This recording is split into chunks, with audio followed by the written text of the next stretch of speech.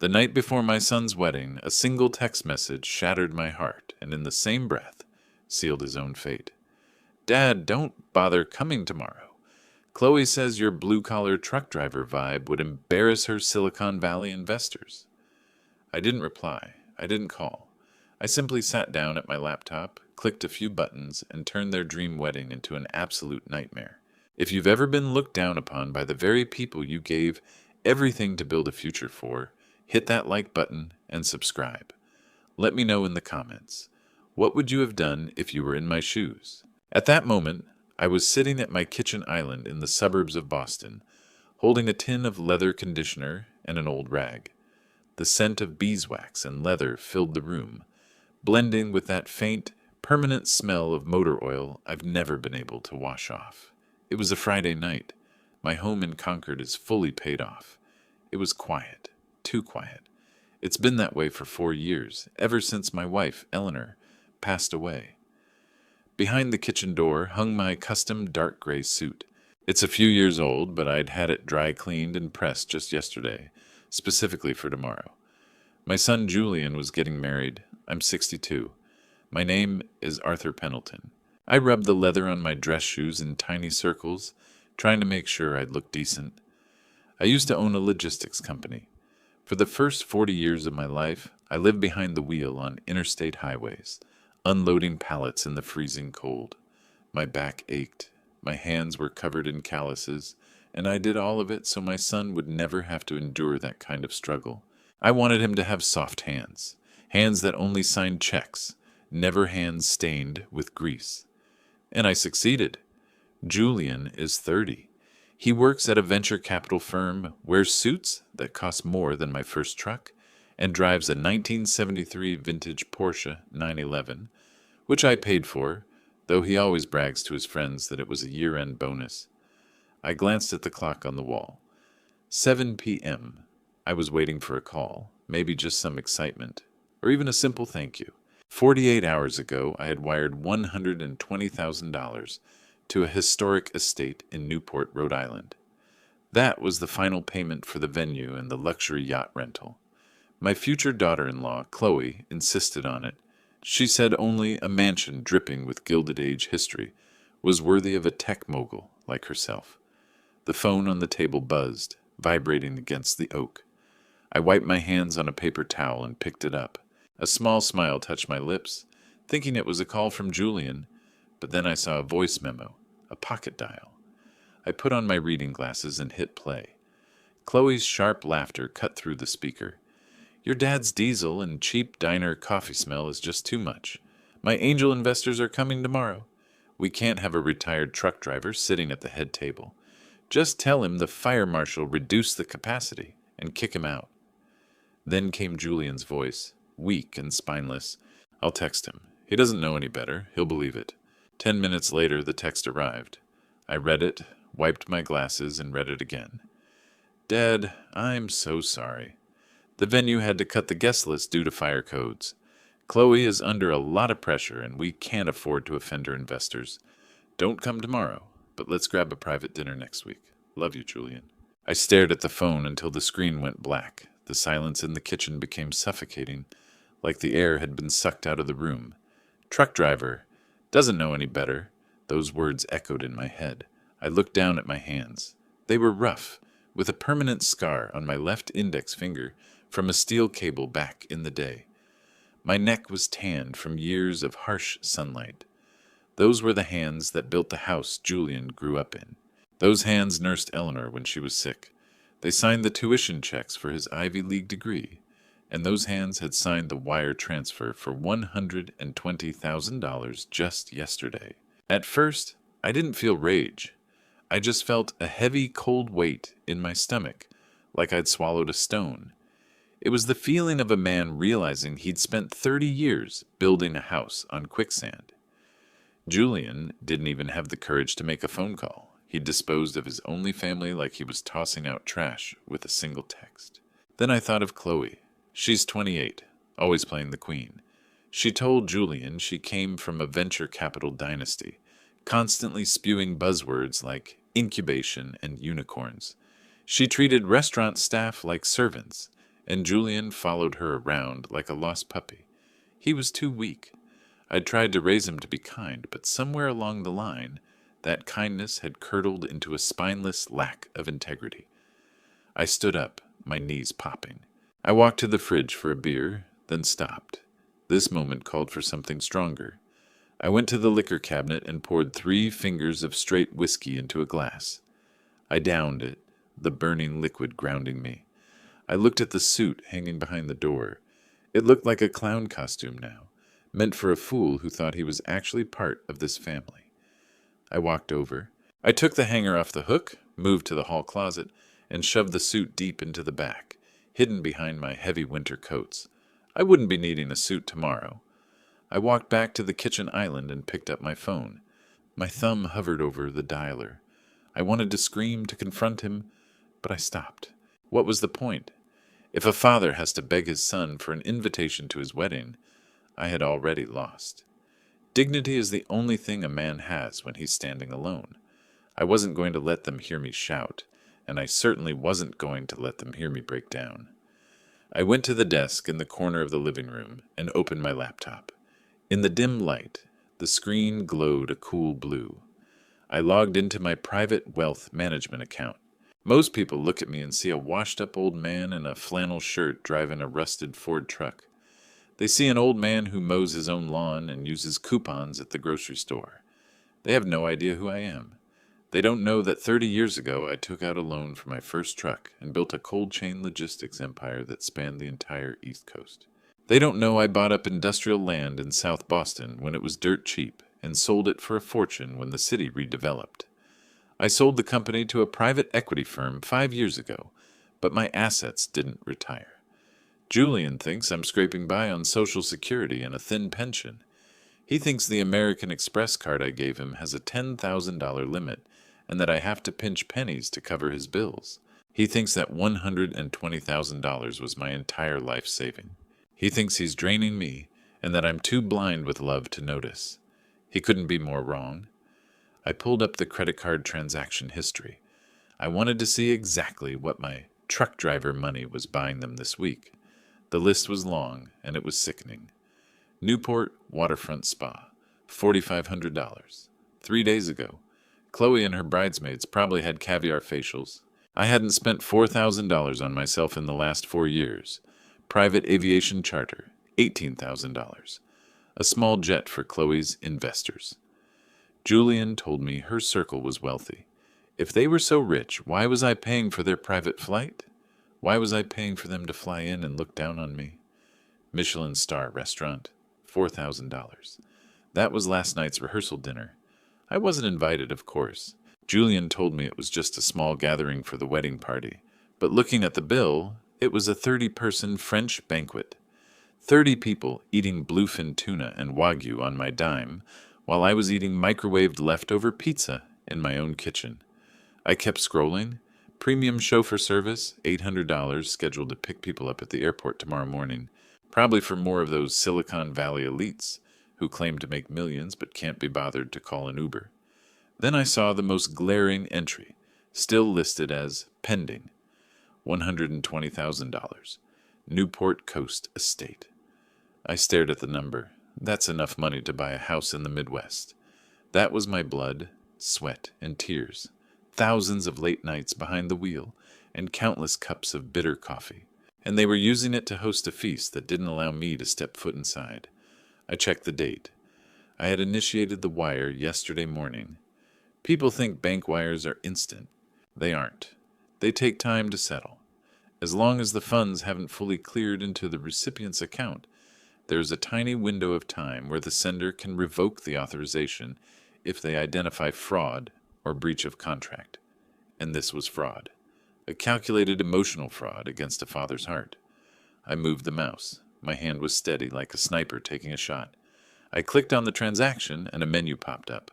I selected Dispute and Revoke. The system asked for a reason. I typed in a few words. Unauthorized breach of contract.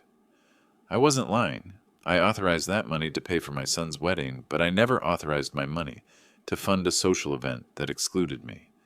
The invisible contract between father and son had been torn up. I clicked Submit. The screen refreshed. Transaction canceled.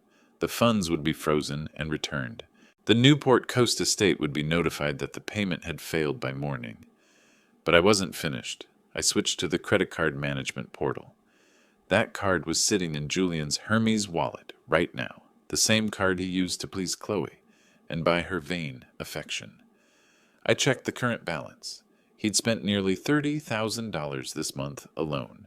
The night before my son's wedding, a single text message shattered my heart and in the same breath sealed his own fate. Dad, don't bother coming tomorrow. Chloe says your blue-collar truck driver vibe would embarrass her Silicon Valley investors. I didn't reply. I didn't call. I simply sat down at my laptop, clicked a few buttons, and turned their dream wedding into an absolute nightmare. If you've ever been looked down upon by the very people you gave everything to build a future for, hit that like button and subscribe. Let me know in the comments. What would you have done if you were in my shoes? At that moment, I was sitting at my kitchen island in the suburbs of Boston, holding a tin of leather conditioner and an old rag. The scent of beeswax and leather filled the room, blending with that faint, permanent smell of motor oil I've never been able to wash off. It was a Friday night. My home in Concord is fully paid off. It was quiet, too quiet. It's been that way for 4 years, ever since my wife, Eleanor, passed away. Behind the kitchen door hung my custom dark gray suit.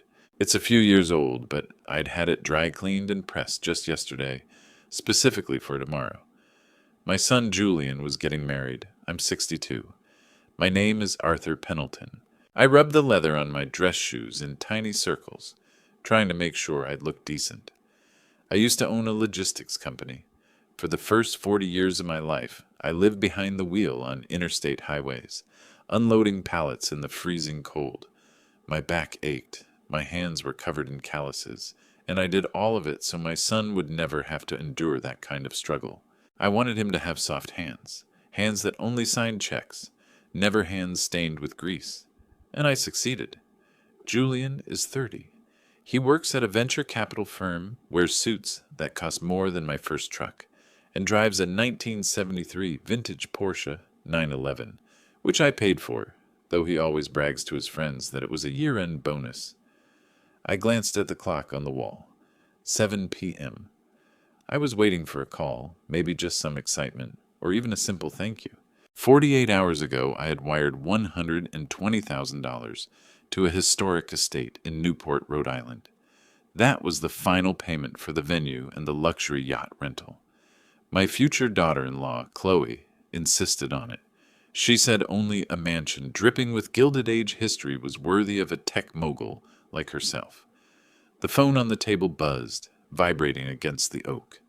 I wiped my hands on a paper towel and picked it up. A small smile touched my lips, thinking it was a call from Julian. But then I saw a voice memo, a pocket dial. I put on my reading glasses and hit play. Chloe's sharp laughter cut through the speaker. Your dad's diesel and cheap diner coffee smell is just too much. My angel investors are coming tomorrow. We can't have a retired truck driver sitting at the head table. Just tell him the fire marshal reduced the capacity and kick him out. Then came Julian's voice, weak and spineless. I'll text him. He doesn't know any better. He'll believe it. 10 minutes later, the text arrived. I read it, wiped my glasses, and read it again. Dad, I'm so sorry. The venue had to cut the guest list due to fire codes. Chloe is under a lot of pressure, and we can't afford to offend her investors.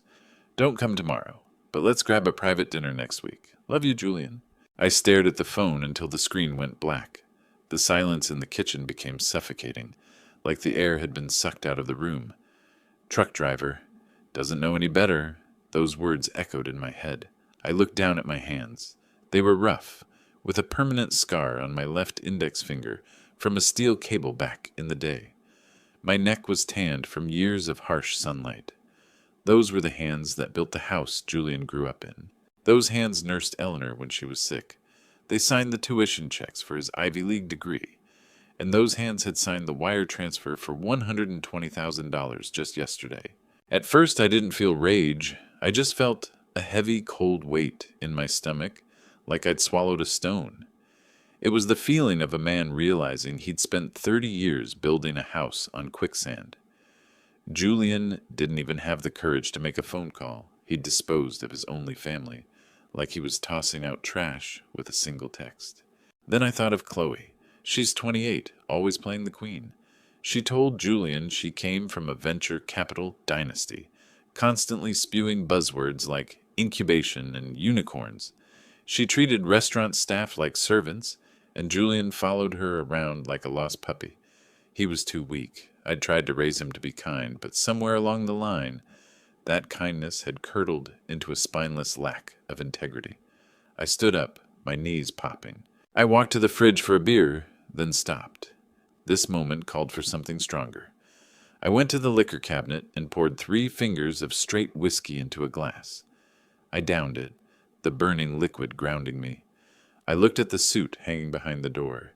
It looked like a clown costume now, meant for a fool who thought he was actually part of this family. I walked over. I took the hanger off the hook, moved to the hall closet, and shoved the suit deep into the back, hidden behind my heavy winter coats. I wouldn't be needing a suit tomorrow. I walked back to the kitchen island and picked up my phone. My thumb hovered over the dialer. I wanted to scream, to confront him, but I stopped. What was the point? If a father has to beg his son for an invitation to his wedding, I had already lost. Dignity is the only thing a man has when he's standing alone. I wasn't going to let them hear me shout, and I certainly wasn't going to let them hear me break down. I went to the desk in the corner of the living room and opened my laptop. In the dim light, the screen glowed a cool blue. I logged into my private wealth management account. Most people look at me and see a washed-up old man in a flannel shirt driving a rusted Ford truck. They see an old man who mows his own lawn and uses coupons at the grocery store. They have no idea who I am.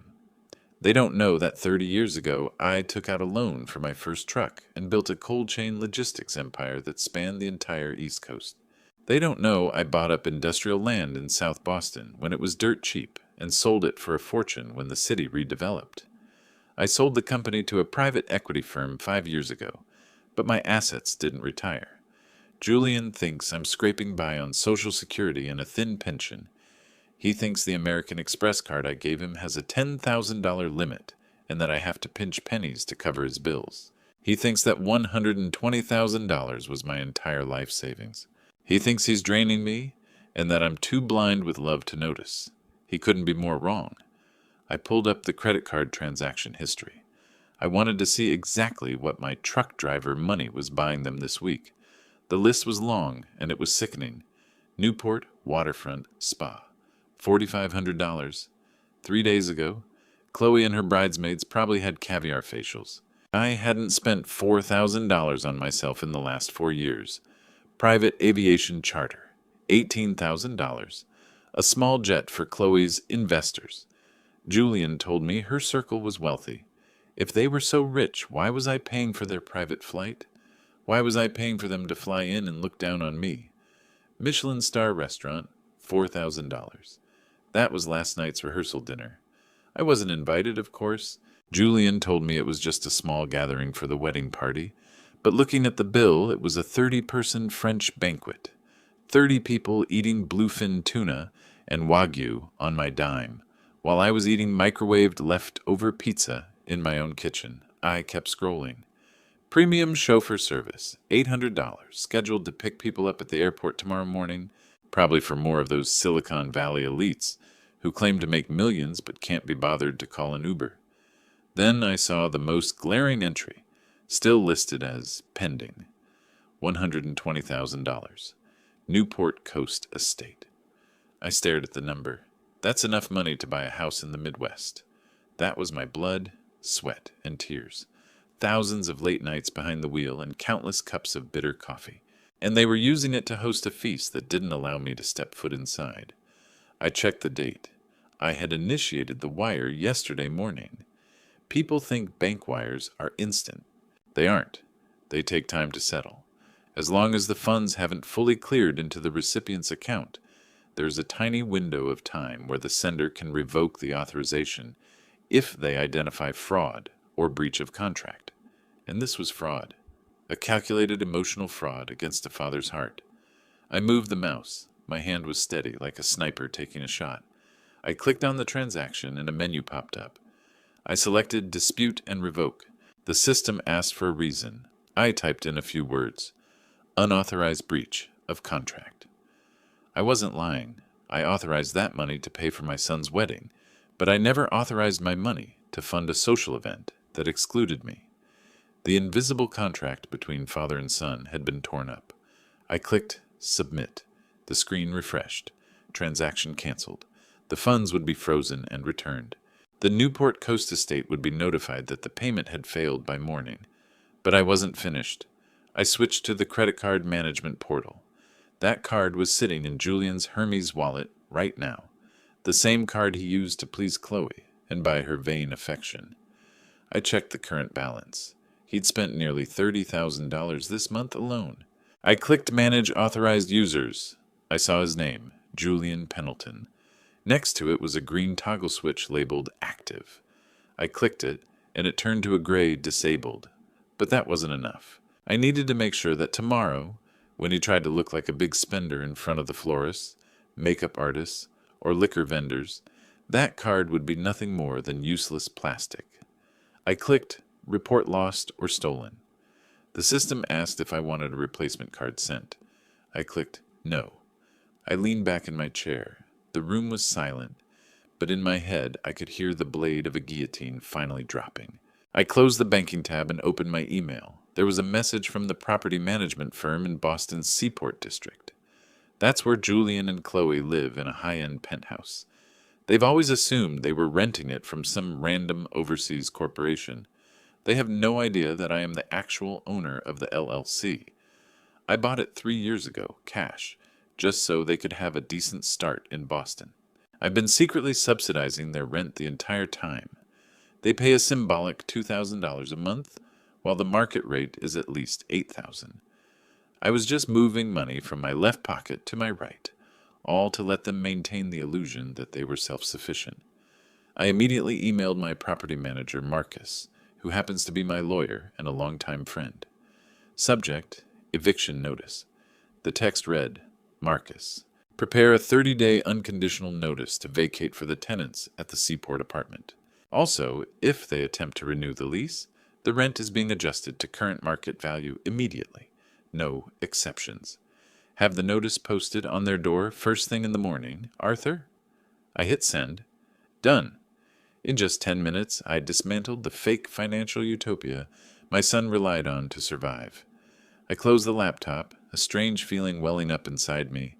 I expected to feel guilty. A father should protect his child, but a father is also obligated to teach him. I had failed to teach Julian gratitude, and I had failed to teach him respect. Since I'd failed, life would have to teach him instead, and life has always been a harsh, unforgiving teacher. I walked back to the kitchen, washed my whiskey glass, and put it on the drying rack. I put the shoe polish back in the cabinet under the sink. My phone started vibrating again. I went over and took a look. It was Julian. He's probably at some high-end lounge celebrating his final night of bachelorhood. Or maybe he just tried to buy a round of champagne for his fair-weather friends, only to have the card declined. The screen lit up with his contact photo, a picture from 5 years ago when we went fishing in Cape Cod. He's smiling in the photo, and so am I. We looked like an unstoppable team once. I watched the phone vibrate against the oak desk in silence. Hum, hum, hum. The vibration stopped. A second later, a text popped up. Dad, call me back. Why isn't my card working? I stared at the message. He didn't ask if I was hurt by the earlier text. He didn't apologize for cutting me out of the wedding. He was only reaching out because his pipeline to my money had been severed. That was all I needed to know. That was everything.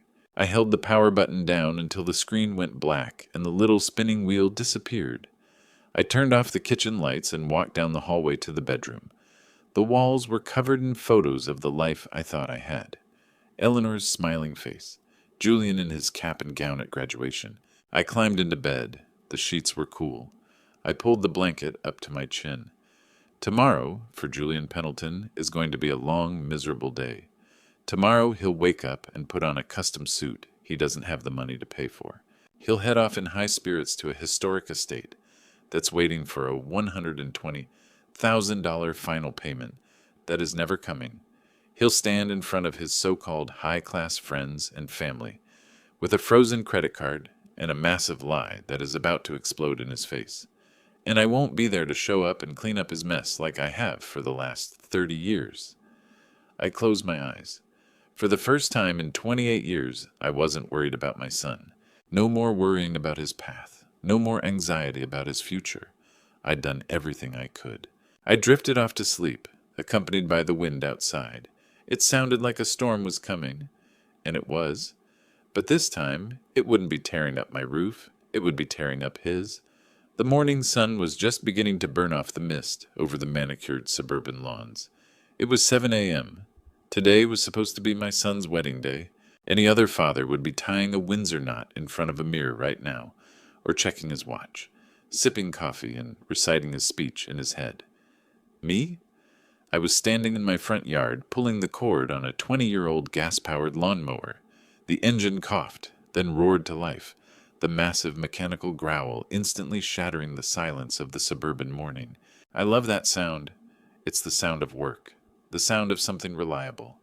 This machine has never let me down, unlike the people about to walk into my life. I pulled my baseball cap down low and started pushing the mower back and forth across the grass. I could smell the sharp tang of gasoline and the sweet, fresh scent of cut clover. It kept me grounded. It reminded me of who I am. I'm Arthur Pendleton. I built everything with these hands, and I can fix anything too. And today, I planned on tearing something down. I had just finished half of the second row when I heard a sharp, screeching sound. It was the distinct noise of high-performance rubber being brutalized against asphalt. I didn't look up immediately. I kept my pace steady, pushing the mower, feeling the vibration through the handle. But I knew that sound, and I knew the throaty engine roar that followed. It was a Porsche 911, a $150,000 piece of precision engineering. I knew exactly how much it cost because 2 years ago, when Julian said he needed a classy vintage car to show strength and close deals with clients, I signed the check for the full amount. In the middle of the night, I'd remotely activated the car's GPS anti-theft lockout system. I figured he'd have it towed back here to settle the score. And sure enough, the black Porsche wasn't driving itself. A black car Uber pulled up, stopping with an aggressive screech right in front of my driveway, completely ignoring the residential speed limit. The tires were smoking, leaving 2 dark, scorched marks on the driveway I'd just paved last summer. I stopped the mower, but left it running, letting the engine putter rhythmically while I leaned on the handle and waited. The back door of the Uber slammed open. Julian scrambled out, looking like an absolute disaster. His hair was greasy and standing up, and he was wearing a wrinkled t-shirt and sweatpants. He didn't look like a Wall Street elite about to marry a Silicon Valley socialite. He looked like a panicked little boy who'd lost his mom at the grocery store. Then the other door opened, and Chloe stepped out. She was wearing a pink velour tracksuit that probably cost more than my mower, wearing oversized designer sunglasses that covered half her face. She slammed the door so hard it made the Lincoln SUV's suspension shake. That made my jaw tighten. You don't slam car doors like that, especially not on a car you don't own. "Arthur!" she shrieked, her shrill, bitter voice cutting through the roar of the lawnmower. "What the hell is wrong with you?" I bent down and hit the kill switch on the mower. The engine died. The sudden silence was heavy. I took a deep breath, smelling the gasoline one last time, and turned to face them. I pulled a rag from my back pocket and wiped the sweat from my forehead. I didn't say a word. I just watched them. Julian ran up the driveway, his loafers sliding on the loose grass clippings. "Dad!" he panted, stopping a few feet from me. "Dad, you have to pick up. Why is your phone off? Do you have any idea what's happening right now?" I looked at him calmly. "I'm mowing the lawn, Julian. I like to focus when I'm working." Chloe marched up behind him aggressively. She didn't even look at me. She was glued to her phone, her manicured nails tapping furiously on the screen before she shoved it right in front of my face. "Declined," she hissed. "Declined." "Do you even know what that means, Arthur?" I was at the spa, sitting in the beauty chair. They'd just finished my extensions. My hair was still wet. I handed them the card and the machine went off. It was loud. Everyone looked over. The stylist, the other socialites, everyone. She took a step forward, invading my personal space. She smelled like expensive perfume mixed with absolute desperation. The screen said, "Stolen." She lowered her voice like she was reciting a curse. The register said the card was reported lost. They thought I was a thief. They threatened to call the police, Arthur. I had to call my business partner and have her put it on her card just to pay for it. On the day of my wedding, I was humiliated. I slowly folded the rag and tucked it back into my pocket. "Sounds pretty embarrassing," I said, my voice flat, without a shred of sympathy. "Embarrassing!" she screamed. "It was an absolute disgrace. Call the bank right now. Tell them it was a stupid mistake. Tell them you're just a senile old man who hit the wrong button. Fix it now." Julian scrambled to step between us, holding his hands up in a placating gesture. "Dad, please." We don't have time to argue. The florist in Rhode Island is still waiting for the final payment, and the yacht company needs the full deposit before they'll let us set sail. We have a dozen suppliers to pay this morning. Just unfreeze the card. After the wedding is over, no matter what your problem is, we can sit down and talk. No matter what my problem is. The words hung in the air. He actually thought this was just an emotional outburst. He thought this was just an old man throwing a temper tantrum. He had no idea the ground beneath his feet had already shattered. I looked at my son. I looked at the panic in his eyes. It wasn't the panic of a man worried about his father's health. It was the panic of an addict who'd just been cut off from his supply. "I'm not calling the bank," I said. Julian froze. "What?" I said, "I'm not calling the bank. That card wasn't declined by mistake, Julian. I reported it lost myself." Chloe let out a sound that was half laugh, half growl. "What did you do? How could you?" "Because I finally realized something last night." I crossed my arms over my chest. "I realized that only a thief takes $120,000 from a man, then turns around and tells him he isn't good enough to sit at the table." Julian's face went pale. He finally got it. This wasn't a system glitch. This was my retaliation. "Dad, don't do this," he stammered, his voice dropping to a pleading whisper. "You saw the text. Listen, I'm sorry, okay? The situation, it's complicated. Chloe's investors have high standards. They expect a certain level of taste. We just wanted the day to be perfect. We didn't want you to feel out of place." "Out of place." I repeated the words. "You're standing in the driveway of a house I personally renovated. You're driving a car I bought. You're wearing clothes I paid for. And you think I'm the one who's out of place?" Chloe rolled her eyes behind her sunglasses and let out a scoff. "Oh, here we go. The victim act. Look, Arthur, we don't have time for your pathetic blue-collar pity party. We have VIPs flying in from New York and Silicon Valley. We have a strict schedule. You're having a little meltdown because your fragile ego got bruised, and now you're going to ruin everything. Just wire the money and go back to playing with your weeds. You're right. I don't fit in with your crowd. Look at you. You're covered in grass clippings. You look like a servant." "A servant?" I looked down at my boots. A pair of old work boots covered in motor oil and dirt. I looked at my flannel shirt, fade-out at the elbows. Then I looked up, past them toward the black Uber parked on the street. The Porsche had been my pride when I bought it. To pay for it in full with cash, I took on 6 months of logistics consulting work, all so Julian wouldn't have to carry a car loan. For insurance purposes, I'd registered the car in my name, but I let him drive it whenever he wanted, as if he'd actually earned it. I let him bask in the fantasy that he was a big shot. "You know what, Chloe?" I said, lowering my voice. "You're right. I'm just a servant. I'm the servant who pays your astronomical rent. I'm the servant who picks up the tab for your luxury vacations. And I'm the servant who bought the Porsche." I walked around them, heading toward the street. "Where are you going?" Julian's voice spiked. "Dad, where are you going?" I walked to the Uber, knocked on the driver's window, and slipped a $100 bill inside. "You can go. You're not needed here anymore." The driver didn't say a word, slammed on the gas, and sped off. I pulled the heavy set of keys from my pocket.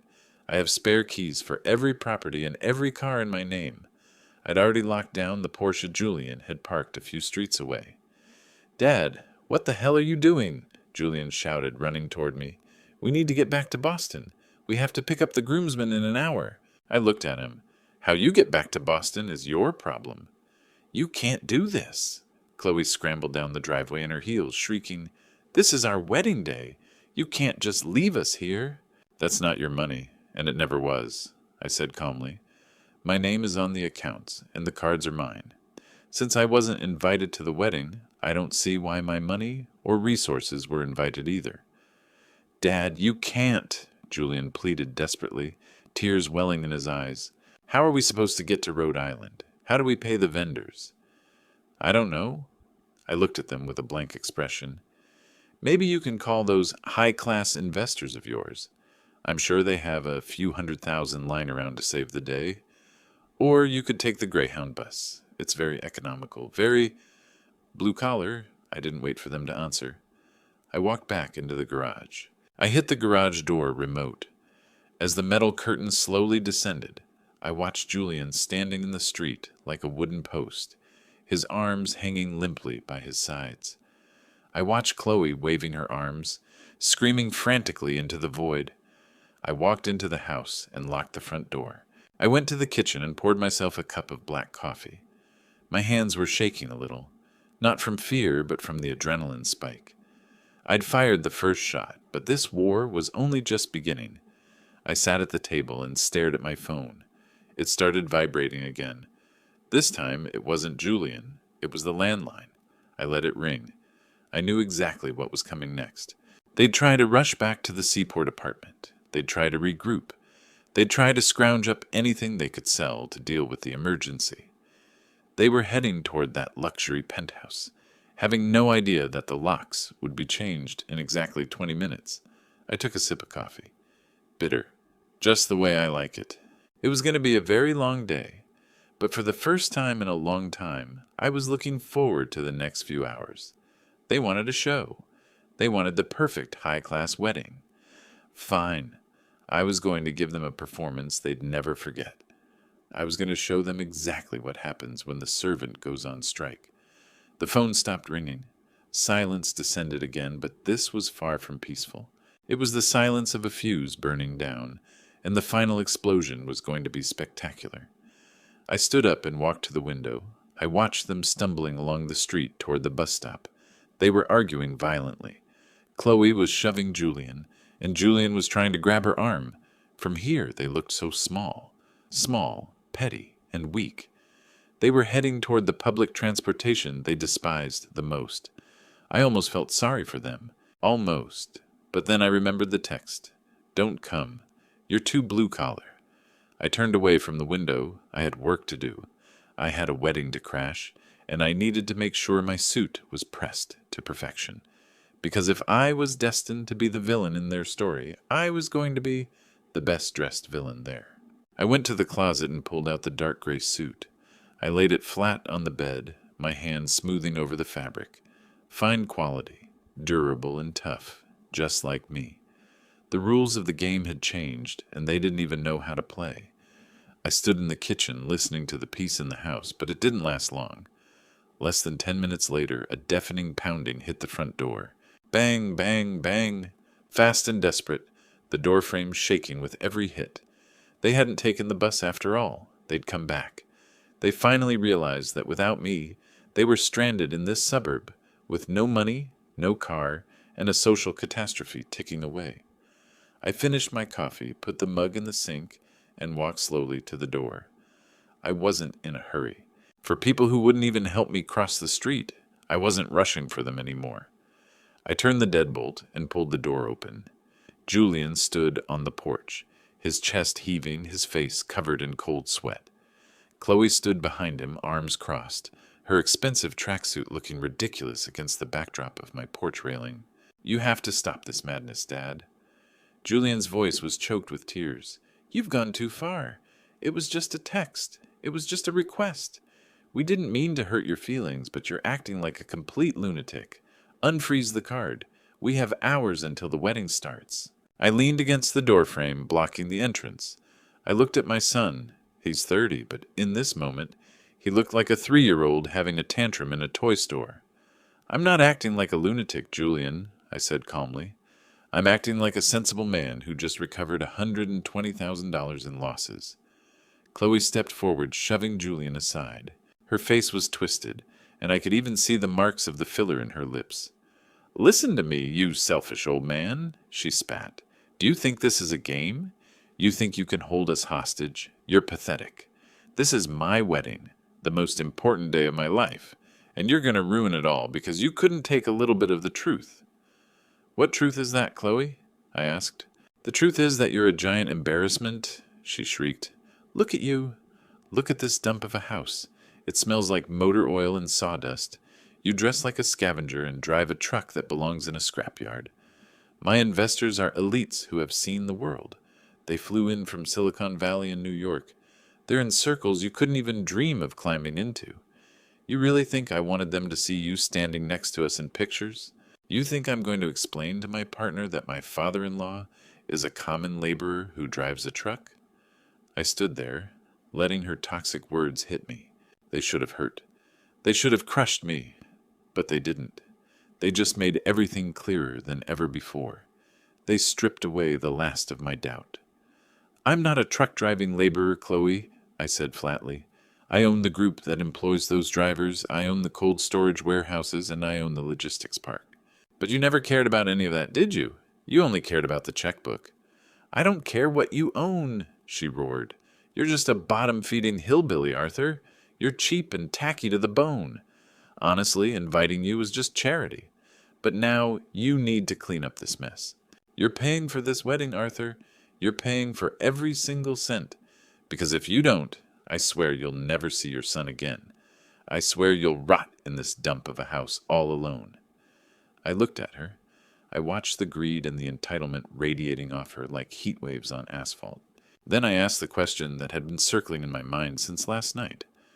Why? I asked. She blinked, confused. What? Why would I pay for a party I wasn't invited to? She blinked again, seemingly baffled. Because it's your duty, she stated righteously. Because that's what parents do. They have to pay. No, I said. Parents provide for their children. Only fools let themselves be used as an ATM, and I'm done being a fool. I reached into my pocket and pulled out my phone. It was an older model with a cracked screen. Chloe looked at it with disdain. What are you doing? She demanded. I'm making a call. I unlocked the phone and scrolled through my contacts. I don't have many, but every single one of them is powerful. I found the number for the head of the luxury catering group in Rhode Island. I knew the owner. Years ago, my logistics company saved them from a fatal supply chain crisis. I put the phone on speaker and held it up. Chloe's eyes widened. She recognized the name on the screen. The phone rang once, twice. Arthur! Thomas's booming voice came through the speaker. Good to hear from you, old friend. The setup at the estate is going smoothly today. Don't worry about a thing. Hello, Thomas, I said, staring straight into Chloe's face. I'm calling about the Pendleton wedding, specifically regarding the bill for the French dinner and the final payment for the yacht party. No problem, Arthur, Thomas said.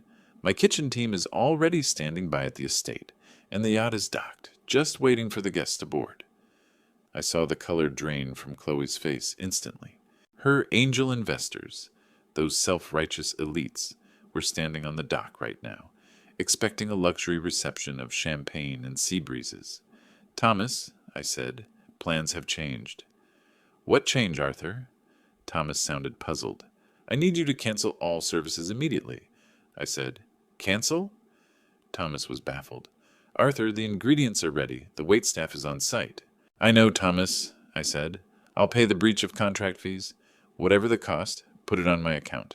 But do not provide those guests with even a single glass of water. Arthur, are you sure? Thomas asked. It's a big day today. I'm very sure, Thomas, I said sternly. The credit card on file has been reported stolen, and I am officially withdrawing my personal guarantee for this contract. Pack up your team and get out. There was a moment of silence on the other end. Then Thomas sighed. All right, Arthur, you're the boss. I'll radio them to evacuate the estate now. Sorry about the trouble. No trouble, Thomas. Thank you. I hung up the phone. The silence that followed was entirely different. It wasn't the sound of a fuse burning anymore. It was the dead silence after a bomb had gone off. Chloe let out a sound that wasn't human, a pure panicked shriek from the depths of her throat. "You didn't!" She covered her mouth with both hands, shaking. "You didn't really leave my investors and guests stranded on the dock to starve." I put my phone back in my pocket. "I did," I said. "They're smart people, Chloe. I'm sure they can figure out how to call an Uber, or they can take the commuter train to Rhode Island. Very efficient. Very blue-collar. My investors will never take public transit," she screamed, lunging at me like a madwoman. Julian grabbed her waist, dragging her back. She clawed at the air, trying to scratch my face. "You devil. You ruined everything. They'll be standing on the side of the road like homeless people. They'll hate me. They'll hate you. They don't even know me," I said coldly. "And based on the way you always talk about me, they probably thought I was an eyesore anyway, so I've lost nothing." Julian looked at me with a look of pure betrayal. "Dad, how could you? They're guests. This is so humiliating." "Humiliating?" I repeated the word. Humiliation is sitting in your kitchen, meticulously polishing dress shoes for a wedding you were explicitly banned from attending. Humiliation is realizing your own flesh and blood is ashamed of the hands that fed him. That's not humiliation, Julian. That's an education." "Education?" he roared. "You're ruining my life just to teach me a lesson." "I'm destroying the lies you rely on," I said sternly. "You want to play the tycoon, Julian. You want to marry the princess of Silicon Valley. Fine. Tycoons always pay their own bills, and princesses never marry a pauper." Chloe stopped struggling in Julian's arms. She stood up straight, smoothing her tracksuit. Her face went cold, filled with calculation. "Fine," she gritted her teeth. "Fine. You want to play dirty, Arthur? We'll play dirty right back. You think you can starve us out? You think we'll crawl back to you? You're wrong.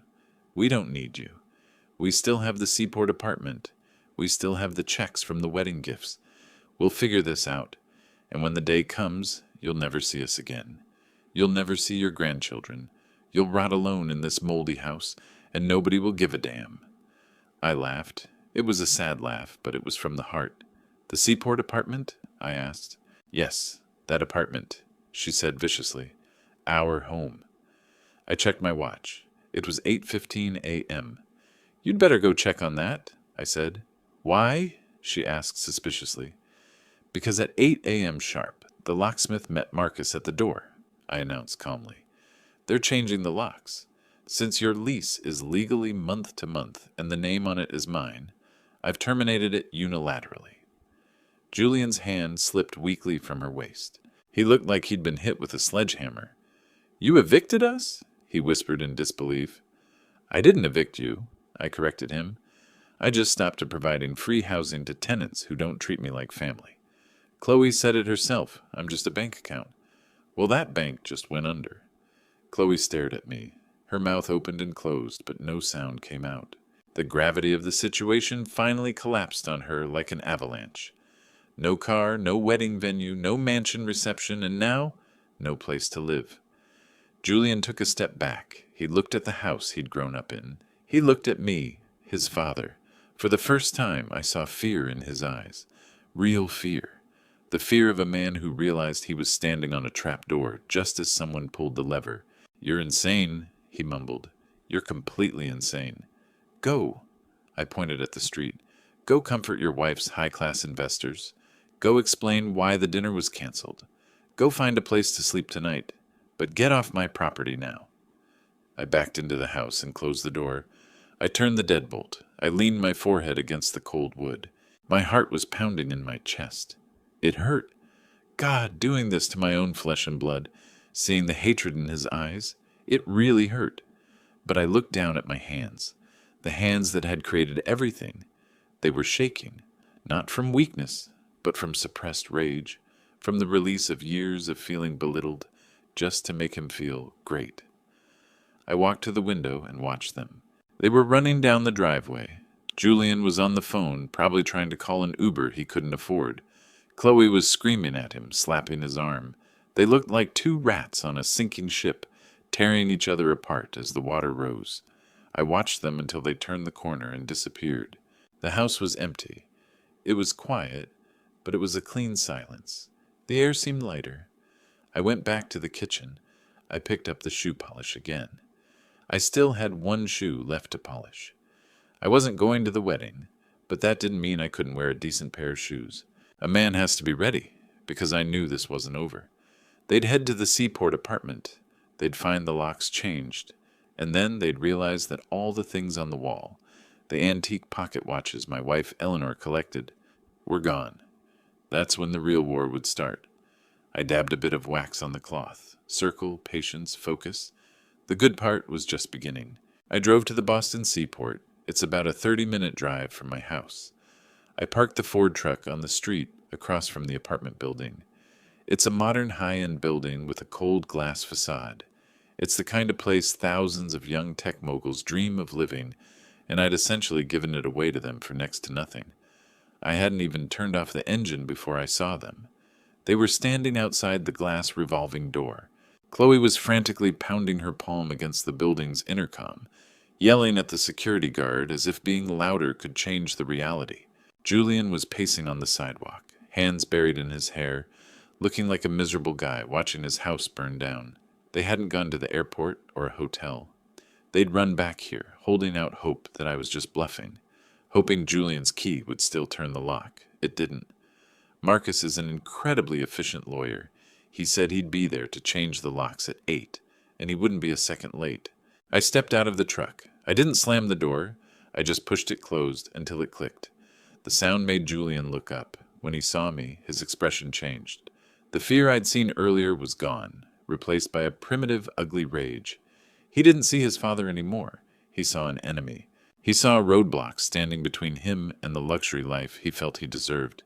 He started charging at me. He wasn't screaming, he wasn't shouting.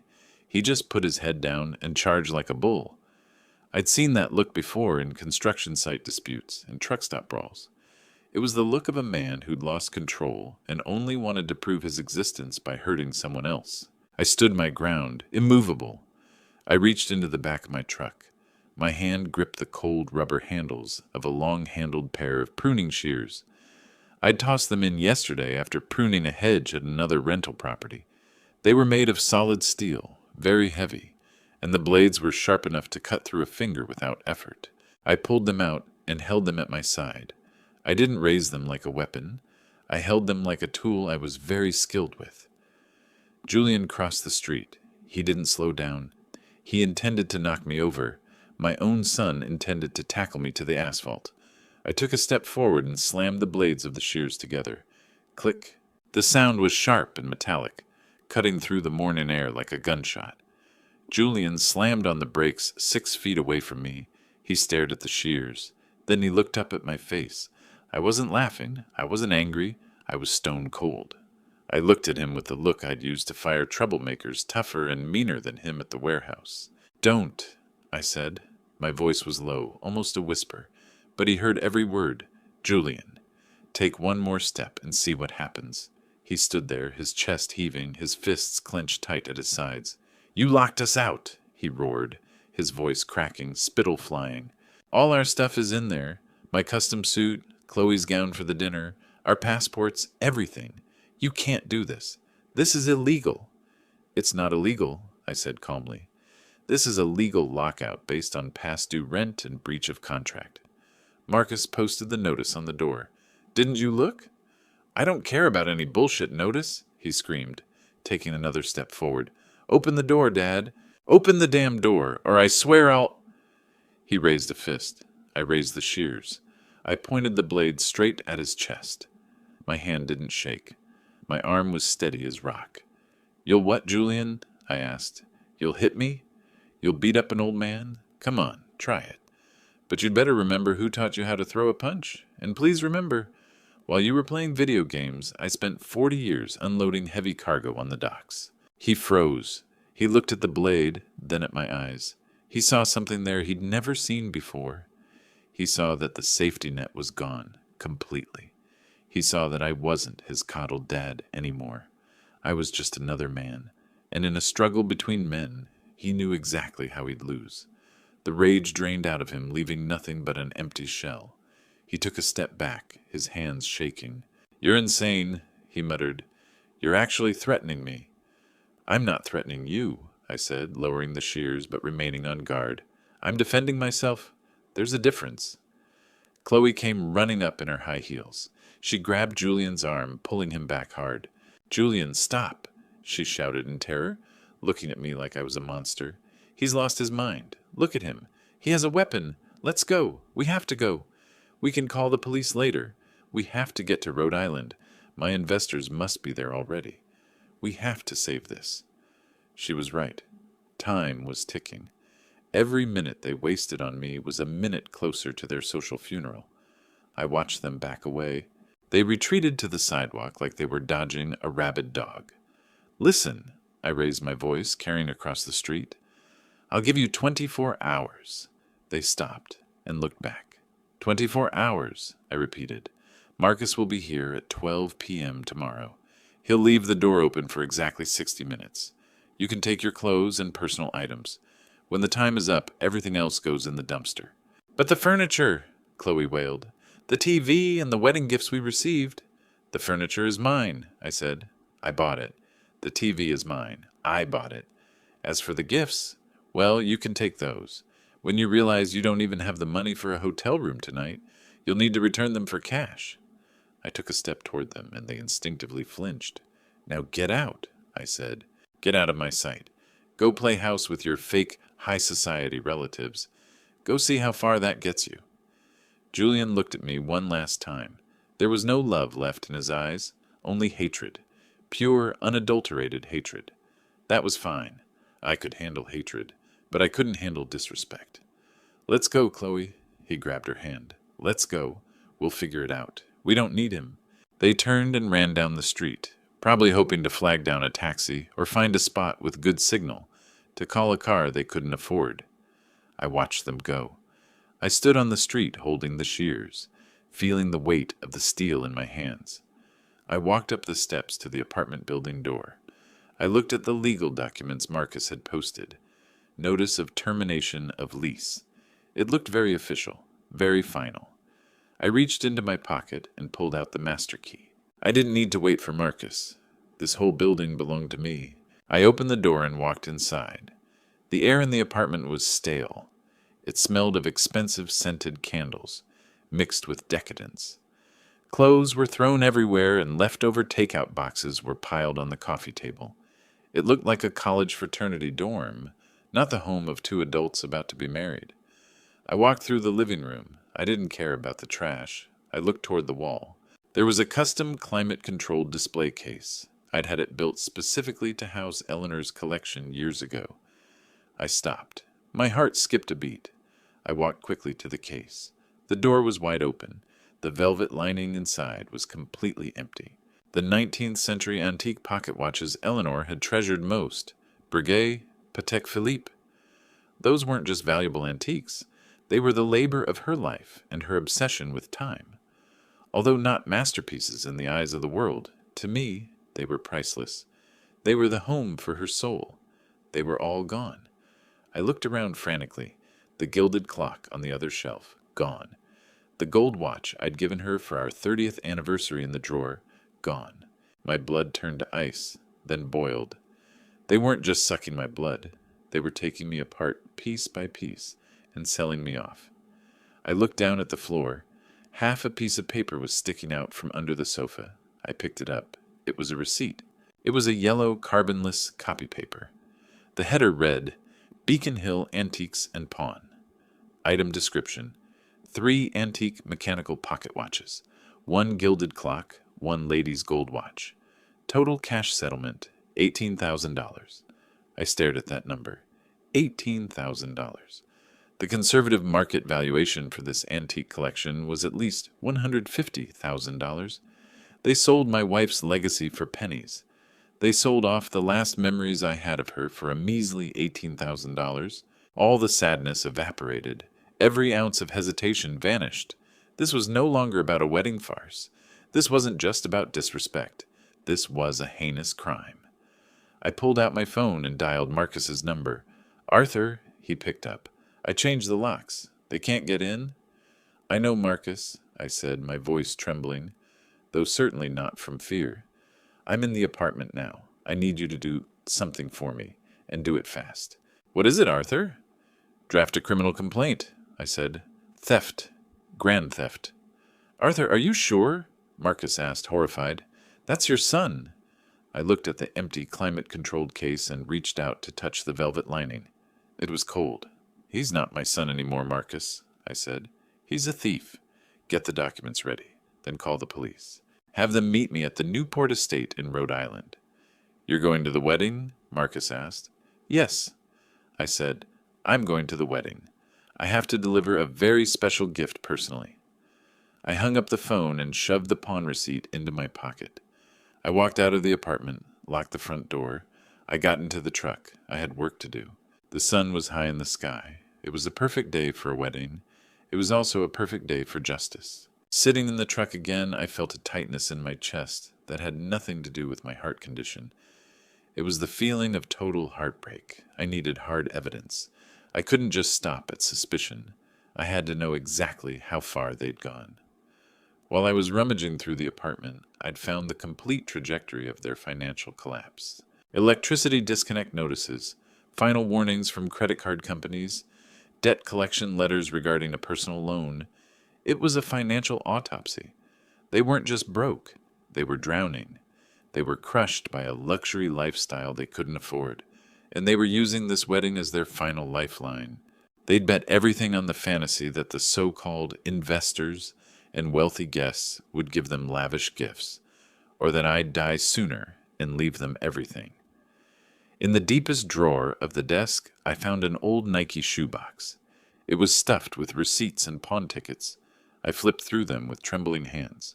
The first one, 3 months ago. A pair of solid gold cufflinks engraved with AP.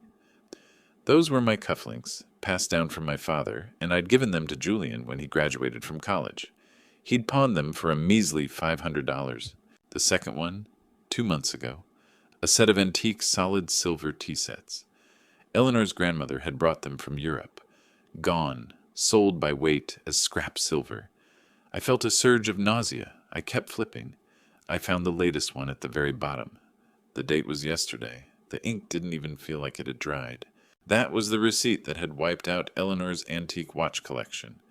And stapled to the back of that yellow pawn ticket was another pink thermal receipt. It was an invoice from a top-tier bridal shop in Rhode Island. Rush alteration fee and final pickup balance, $4,500. I let out a sound that was half laugh, half sob. They'd exchanged Eleanor's legacy for cash. They'd erased my wife's existence just to buy a few hours of looking rich in front of people who didn't care about them at all.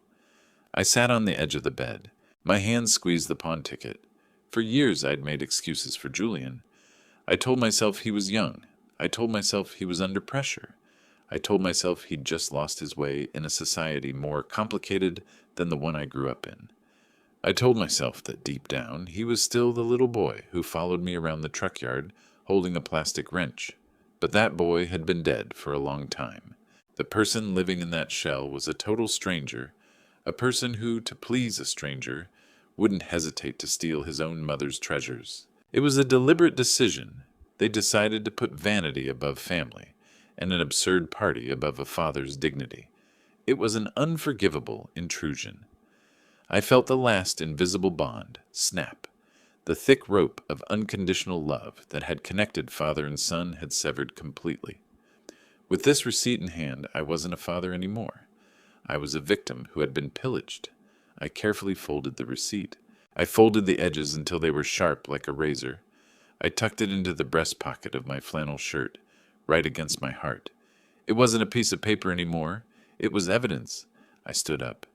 This time my knees didn't pop. I felt powerful. I felt cold. The sadness was gone. The grief was gone. All that remained was an extreme clarity that could cut through anything. I grabbed a photo of Julian and Chloe from the table. They were on some yacht in the photo, wearing sunglasses, holding glasses, smiling perfectly. I tore the photo out of the frame and ripped it in two. Then I ripped it into shreds. let the pieces fall like snowflakes into the pile of garbage they'd created themselves. I walked out the front door. I locked the newly changed security door. The click of the lock turning sounded like a prison door closing. I walked to the truck. The sun was incredibly bright. Perfect day. I climbed into the driver's seat. I picked up the phone. My hand was very steady. I dialed Marcus's number. I wasn't calling to complain. I wasn't calling to vent. I was calling to declare war. The age of lessons was over. The age of punishment had officially arrived. Marcus picked up in a second. "Arthur, did you get the evidence?" "I did, Marcus," I said. "I got the price tag. I know exactly what I'm worth to them, and I know exactly what Eleanor was worth to them." Silence on the other end. "Arthur, you sound like a different person." "I am different, Marcus. The Arthur who was willing to pick up the tab has died. The Arthur who turned a blind eye has died too." "What are you going to do?" "I'm going to that wedding, Marcus. But I'm not going as a guest, and I'm definitely not going as a father." "Then what are you going as?" I started the truck. The engine erupted into a low, angry roar, perfectly matching the trembling in my chest. "I'm going as a debt collector, Marcus. I'm going to collect." The phone felt like a lead brick in my hand. I drove the truck onto the interstate, heading south to Rhode Island. At this very moment, in a luxury banquet hall, wrapped in crystal and silk, my son was waiting for a check that had long ago turned into digital foam.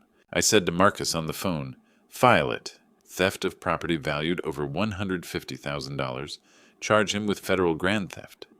"Arthur, slow down." Marcus warned me. "Once criminal charges are filed, there's no turning back. The district attorney will take over. He could go to jail." I gripped the steering wheel, my knuckles white. He sold his mother's legacy for a wedding dress. Marcus, he made his choice. Now it's my turn to make mine. Draft the complaint. I didn't wait for him to argue and continued. "Also, open my trust fund documents, page 14, Article 3, the Asset Recovery Clause. That was a safety measure I'd added myself 5 years ago, just in case Julian picked up any bad habits. It was a nuclear button I'd thought I'd never press." "I see it," Marcus said in a low voice. "Arthur, if a beneficiary is suspected of criminal activity or serious misconduct, you can legally confiscate any asset purchased with trust funds." "Activate it," I said. "This means freezing all funds in his name, reclaiming furniture, even the clothes on his back," Marcus reminded me. "I know what it means. I'm going to seize everything he has. I'm going to make sure that when he wakes up tomorrow morning, other than the regret in his heart, he has absolutely nothing." "I'll have the team handle it," Marcus said, resigning himself. He knew that when I spoke in this tone, any persuasion would be futile. Just as I was about to hang up, a call came through on the other line. The screen flashed. "Julian." I looked at the name and felt nothing but exhaustion. "Hold on, Marcus. The defendant is calling." I switched the line. I didn't say hello. I just listened. "Dad!" Julian's voice was incredibly sharp, teetering on the edge of a breakdown, sounding like he was screaming into the phone while running. "Dad! Pick up! What the hell did you do?" I watched the traffic light ahead turn red. I stopped the truck. "I'm driving, Julian. What do you want?" "What do I want?" he screamed. "I'm at the Newport estate. The manager just stormed into the bridal suite with 2 security guards and dragged me out. He said the check bounced. He said the wire transfer was revoked. Dad, he's threatening to kick us out. He said if we don't produce a cashier's check for $120,000 in 10 minutes, he's going to cancel the wedding and call the police to arrest us for fraud." I looked at the piercing red light. "Is that so?" I said. "Yes." Julian roared hysterically. "He's serious. Chloe is hyperventilating. Her partners are all waiting on the yacht dock, and because your money didn't come through, the captain is refusing to sail. Dad, you have to fix this. Call the bank. Wire the money back, please. The guests are all here." I listened to the background noise. I could hear Chloe's sobbing. I could hear the loud gossip of the people. A disaster was unfolding in real time. "That wasn't a glitch, Julian," I said. The line went silent. "What?" he asked in a low voice. "I canceled the wire," I said. "I told the bank this morning it was an unauthorized fraudulent transaction. I authorized the payment for a family wedding.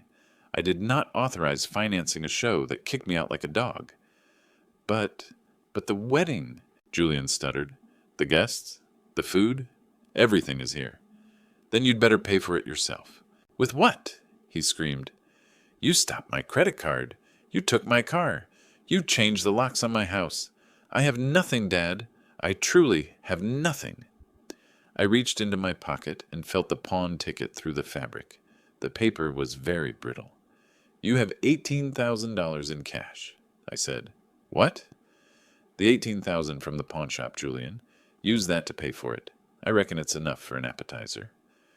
There was a gasp on the other end of the line. Pure shock. He thought he'd done it so perfectly. Dad, wait. His voice dropped to a terrified whisper. I can explain. We intended to redeem them later. We needed cash for tips. I swear we were going to redeem them. You sold your mother's soul. I wasn't calm anymore. My voice turned into a growl. You sold them to buy a high-end dress for a woman who despises you. You dare try to explain this to me again? Julian started sobbing in desperation. Dad, please. They're going to throw us out into the street in front of everyone. I know, I said. Dad, I'm your son. Not today, I said coldly. Today you're just a con artist who owes a massive debt, and your creditor isn't listening to a word of your nonsense. I moved the phone away from my ear and hit the red end button. The green light turned on. I hit the gas. The truck roared toward the Newport estate. I wasn't going to save him. I wasn't going to pay the bill. I was going to meet the Rhode Island State Police that Marcus had arranged. I was going to hand over the receipt and point out the criminals. I parked the muddy, scratched Ford truck right on the red carpet outside the main entrance of the Newport estate. The vehicle formed a stark, almost glaring contrast with the long row of polished black Mercedes and Bentleys parked on the semicircular driveway. The estate is a masterpiece of neoclassical architecture. The massive Corinthian columns and white limestone exterior shone in the afternoon sun. It was a place designed to make anyone feel superior just by taking a step inside. I turned off the engine. A valet in a burgundy vest ran over, waving his hands in a panic, like he was shooing away a stray dog. Sir, you can't park here, he tapped on my window. This is a VIP reserved area. Deliveries are in the back. Loading zone is open until 3 p.m. I pushed the door open and stepped out. The valet backed away, sizing me up. I was wearing the pressed, dark gray custom suit, my shoes polished to a shine. I looked like a man who deserved this suit, but the truck told a different story. In the eyes of this young man, I was probably just a contractor who'd taken a wrong turn and was completely clueless. I'm not here for delivery, son, I said with calm, yet carrying the authority of a man who'd been giving orders for 40 years. Just forget about the truck. The valet stammered. Sir, I really can't do that. The general manager is very strict. The Pendleton wedding officially starts in 30 minutes. If Mr. Henderson sees this truck parked here, he'll fire me. I looked at this young man. He was just doing his job. I reached into my pocket and pulled out a $100 bill, tucking it into his hand. If Henderson gives you trouble, tell him Arthur said it was okay to park here, I said. The young man looked at the money, then at me, completely baffled. Who's Arthur? You're about to find out. I walked past him and headed straight for the massive mahogany and glass doors. A large security guard wearing an earpiece blocked my path. Excuse me, sir, can I see your invitation? He asked roughly. I don't have an invitation. I looked him straight in the eye. Then I can't let you in. Private event, guests only. I'm the groom's father, I said. The guard scoffed. He glanced at the truck parked on the red carpet, then looked at my rough hands. Listen, old man. He didn't even bother calling me sir. I've received instructions. The groom and bride specifically warned that an unwanted old man might try to break in. They said he was mentally unstable and would cause trouble. They told me to stop him at all costs.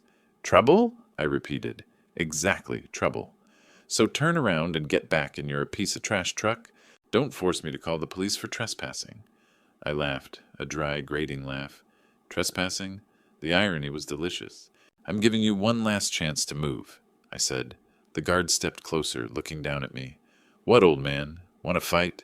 No, I said. I'm going to fire you. He laughed out loud, his laughter echoing against the stone pillars. Fire me? Who do you think you are?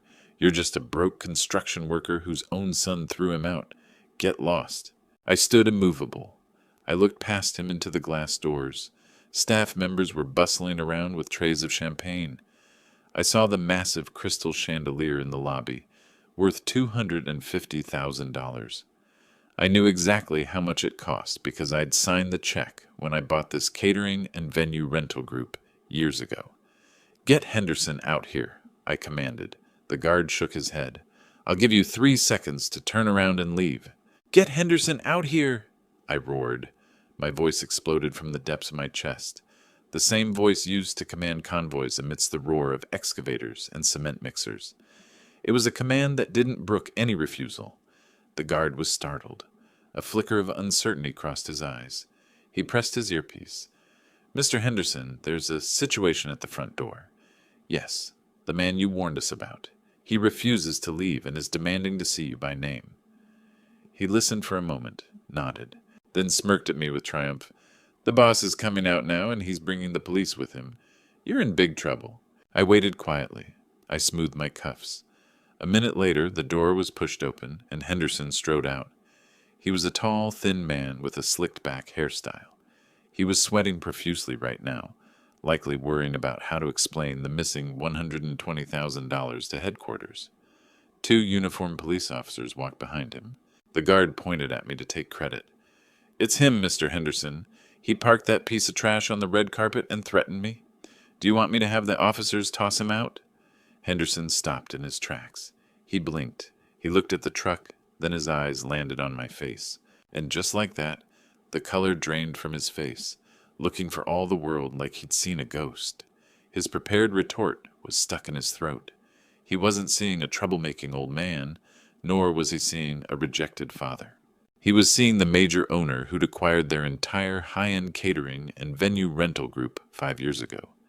The boss who sat at the head of the boardroom table every quarter, cold-bloodedly questioning him on margins and maintenance costs.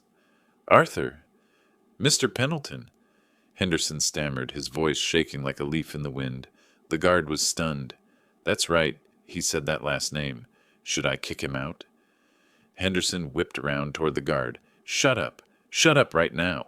He turned around, smoothed his suit with trembling hands, and bowed deeply. It was a submissive 90-degree bow. Mr. Chairman, he said, voice trembling, I didn't know you were coming. Is this a surprise inspection? The guard's jaw nearly hit the floor. The 2 police officers exchanged a glance and silently took their hands off their belts. Hello, Henderson, I said. It seems you've had a little trouble getting paid for today's event. Henderson shuddered violently. Yes, sir. A terrible misunderstanding. The wire transfer was revoked. We were preparing to. Threatened to cancel the event. The bride and groom are inside right now, pacing like ants on a hot plate. I know, I said, because I was the one who revoked the payment. Henderson's brain seemed to short-circuit. You revoked it? But why? Because I don't pay for services I'm not allowed to enjoy, Henderson, I said coldly. And clearly, my own property isn't welcoming me. Henderson looked desperately at the guard, who right now wished he could crawl into a crack in the floor. Sir, Henderson wailed, if I had known, if anyone had told me you were the groom's father, my God, the groom never mentioned. Of course he wouldn't, I said. He's ashamed of me. He thought I was just a roughneck who drove a big rig. He had no idea I was the owner of your parent company. He thought you were just working for some heartless conglomerate. I took a step forward, and Henderson instinctively stepped aside. I'm going inside, Henderson. Of course, sir. Henderson hurried to open the door for me. Right this way. Would you like me to clear the floor? Do you want me to kick them all out? No, I said. Let them stay for a moment. I have a wedding to attend and a speech to give. I walked past the stunned guard. You were just doing your job, son, I said. But next time, before you order someone to get lost, make sure you know exactly who owns the land. I strode into the lobby. The air conditioning hit me. Marble floors, gold leaf ceilings. This was a sanctuary of greed, and every inch of this land belonged to me. I could hear a string quartet playing from the banquet hall. Those self-important Silicon Valley socialites, Julian's vain friends, were all in there, drinking my champagne, walking on my floors, and celebrating a union built on my money. And they had no idea that the real landlord had come to collect the rent. I walked toward the doors of the banquet hall, Henderson following me like a nervous terrier. "Sir," he whispered, "the state police you requested, they are standing by in the manager's office." "Good," I said. "Keep them there until my signal." "What signal, sir?" "When you hear the sound of a microphone hitting the floor," I said. I pushed open the magnificent double doors of the banquet hall. The scent of expensive perfume and flowers rushed toward me like a wave. The room was suffocatingly luxurious. The tables were set with fine bone china and solid silver cutlery. In the center of the stage stood massive white orchids and hydrangeas, purchased with the money from selling my wife's antique watches. I stood in the shadows of the entrance, letting my eyes adjust to the dazzling light. Hundreds of guests, men in tuxedos, women in couture evening gowns, laughing elegantly as they held their champagne glasses. This was the high society my son had scraped and clawed to break into. And there in the center, in the spotlight, stood Chloe on the stage. She looked beautiful, I had to admit. The handmade lace silk wedding dress, worth thousands, really did make her look like a princess. She held the microphone in one hand and theatrically clutched her chest with the other. She was speaking, her voice filled with a sadness that had been rehearsed countless times and was convincing enough to be real. "It really is a tragedy," she said through the high-quality sound system. "We were so hoping he could be here today. Julian is heartbroken, but you must understand, his father has been battling severe mental illness for a long time." I stepped out of the shadows. I started walking down the center aisle. The heavy carpet absorbed the sound of my footsteps. Mental illness is a silent torment. Chloe wiped away a tear that didn't exist at the corner of her eye. "We tried to help him. We tried to welcome him. But he's not himself anymore. He's become moody, even aggressive. So for the safety of everyone here, we made an incredibly difficult decision to have him stay home and recuperate." A sigh of sympathy rippled through the crowd. Poor Julian, poor Chloe. They were probably thinking to themselves. I kept walking, my pace like an unstoppable freight train. Julian stood a few feet away from Chloe, head bowed, perfectly playing the role of a grieving son. He was nodding, accepting the silent condolences of the room. Then he looked up. He saw me. His eyes went wide, his jaw dropped. The sadness vanished instantly, replaced by pure ghostly terror. He instinctively wanted to step forward and stop me, but he froze. He saw the way I walked. He saw the dark gray custom suit that looked like armor. He elbowed Chloe hard. Chloe stopped mid-sentence. She followed his gaze and looked toward me. When she saw me, her face turned pale. The microphone hung limply in her hand. The entire room fell into a dead silence instantly. This silence started from the stage where the bride and groom were, spreading like a shockwave toward the back of the room until everyone in the hall turned their heads to see what had silenced the bride. The string quartet let out a harsh, discordant screech and stopped completely. I didn't stop. I walked past the main table where Chloe's parents were sitting. Her father, the man I'd spent $18,000 to fly in on a private jet, stared at me with his mouth agape. Her mother was staring at me with an expression of disgust, as if she were seeing a rat climbing onto the dining table. I walked to the edge of the stage. Julian finally moved, walking to the edge of the platform and raising his hands. "Dad," he hissed in a low voice, his voice barely audible over the crackle of the speaker. "Dad, don't do this. Please, turn around. We can talk." I didn't look at him. I looked past him at Chloe. I stepped up onto the stage. 1, 2, 3. I stood there. The spotlight hit me, so bright it felt like the interrogation lamp in a police room. I walked toward Chloe. She stepped back, clutching the microphone to her chest like a shield. She looked to Julian for help, but Julian was already paralyzed. He knew that any move right now would just make the explosion even bigger. "Give me the microphone, Chloe," I said. My voice wasn't amplified, but in the dead silence of the hall, everyone heard it loud and clear. She shook her head frantically. "No," she whispered. "Get out! Security! Someone call security." "There's no security here, Chloe," I said. "Or to be precise, the security here works for me. Now give me the microphone." I held out my hand. I didn't grab, I just laid my palm flat. This was both an invitation and a command. She looked at the guests below the stage, looked at her parents, looked at the exit. She realized she was trapped. As long as she screamed, her carefully curated socialite image would completely collapse. Trembling, she slowly handed the microphone to me. I took it. It was heavy, and holding it felt like having power over life and death. I turned to face the hall. I looked at this sea of people, hundreds of strangers judging me in their hearts based on a lie. I tapped the microphone mesh with my finger. Bang, bang. The sound echoed through the banquet hall, shaking the crystal chandelier. "Good afternoon, everyone," I said. My voice was low and level, the voice of a man accustomed to giving orders over the roar of diesel engines. "I apologize for the interruption. I know you were enjoying the speech, and enjoying the champagne here. By the way, this vintage is excellent, I should know, because these bottles were purchased by me personally from the winery." I saw Henderson standing at the kitchen entrance. He nodded at me very slightly. He had locked the doors. No one could come in to stop this. "My name is Arthur Pendleton," I said. "Contrary to what you just heard, I haven't been battling any mental illness.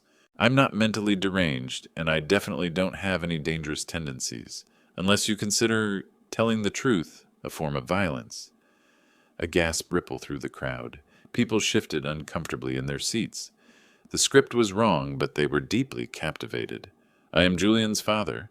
I pointed at the son standing next to me, who was now holding his head, wishing he could crawl into a hole. And as for why I hadn't appeared earlier, why I wasn't sitting in the front row where a father should be, the reason is very simple. I paused. Let the silence spread. Let the suspense ferment. Because I wasn't invited. I threw the sentence out. The murmurs in the audience instantly grew louder. Shock. Disbelief. Yesterday evening I received a text, a voicemail that was sent by accident. I said, the message made it clear that my daughter-in-law, Chloe, felt my presence would embarrass her. Because I started out running logistics and trucking in my early years, because I smelled like diesel, because I was too blue-collar. I was told that my presence would humiliate her in front of these Silicon Valley elites and her noble investors. I looked straight at Chloe's parents. Her father dropped his fork. Her mother's expression was hideous. They told me I didn't belong here. I said, they told me I wasn't worth sharing in their joy. But here's the most interesting part.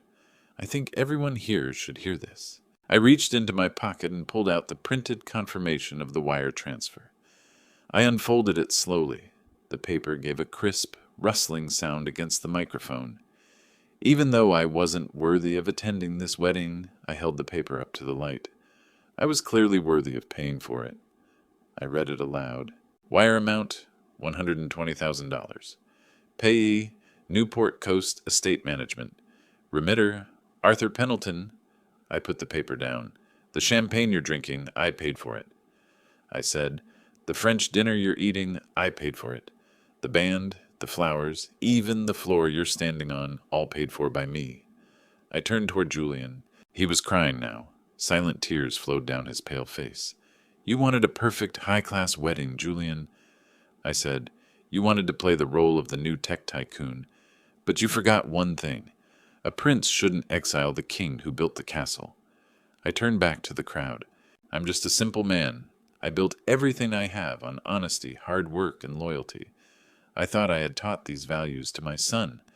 I thought I had raised a man, only to find out I had raised a parasite. The hall was in total chaos. People were whispering, pointing, and someone even took out a phone to record. Chloe buried her face in her hands and sobbed loudly. But that's not the worst of it. I raised my volume. My voice turned cold as iron, like a judge pronouncing a sentence. Because when I canceled that check this morning, when I decided I would no longer pay for my own humiliation, My son and his wife didn't come to me to apologize. They didn't come to beg for forgiveness. They went straight to the luxury apartment that I bought in full and allowed them to live in rent-free. And then they robbed me. I reached into my breast pocket again. I pulled out the pawn ticket. This is a receipt from a pawn shop. I held it high. The date is yesterday. They took the antique mechanical watches my late wife collected throughout her life. They took the gold watch I gave her for our 30th anniversary. They took the last remnants of the woman who loved them more than anything in the world. And then they sold them. They sold them all off. They sold off my wife's legacy for a measly $18,000 just to pay for a few extra bouquets of flowers on the head table. I pointed at the white orchid arch behind me with a trembling finger. "Those flowers!" I roared, my composure finally breaking. Those flowers were bought with my wife's life. Dead silence. A chilling horror hung over the entire room. The air seemed to freeze. Even the waiters holding trays froze in place. "So no," I lowered my voice, but the penetration of it reached the last row of the hall. "I'm not sick, and I'm not crazy. I'm just a father who finally got tired of paying for his own humiliation." I looked at Henderson. I nodded at him. I let go of the microphone. It fell toward the stage in free fall. Bang! The deafening thud was the period at the end of that sentence. It was also the final signal. The double doors at the back of the banquet hall were slammed open. Several fully armed Rhode Island State police officers marched in with long strides.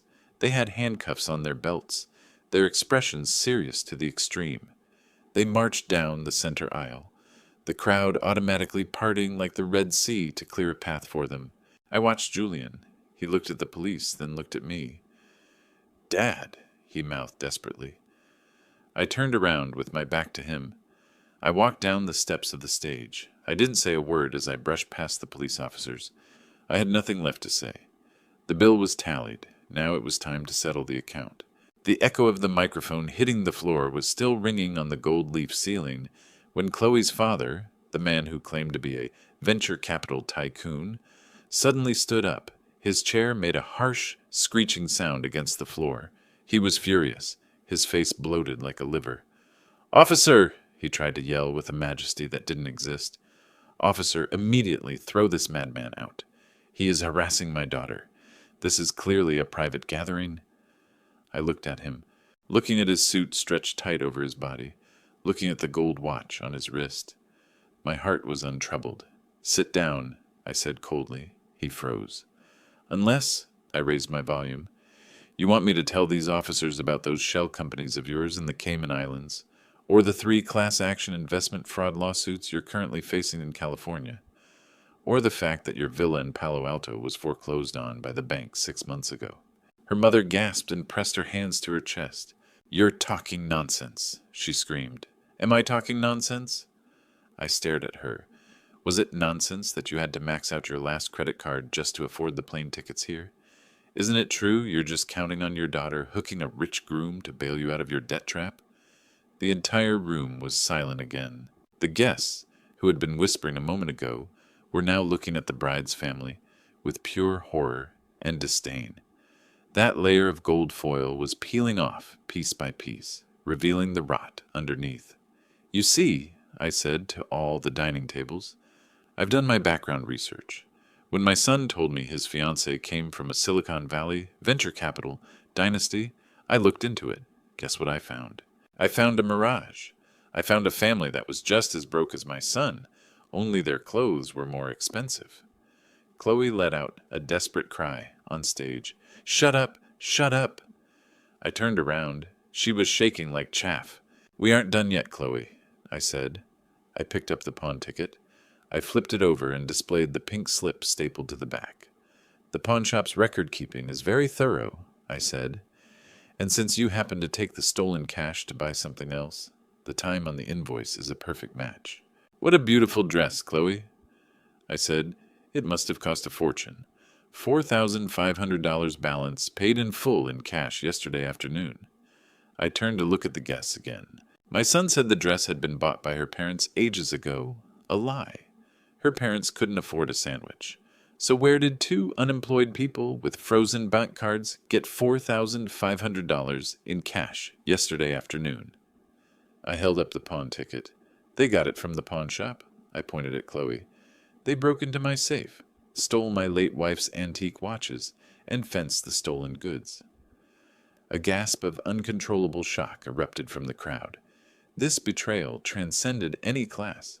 Everyone knew what this meant. This wasn't theft. This was desecration. They sold my wife's life's work. And what did they buy with the money? A dress? A costume for a con artist to wear?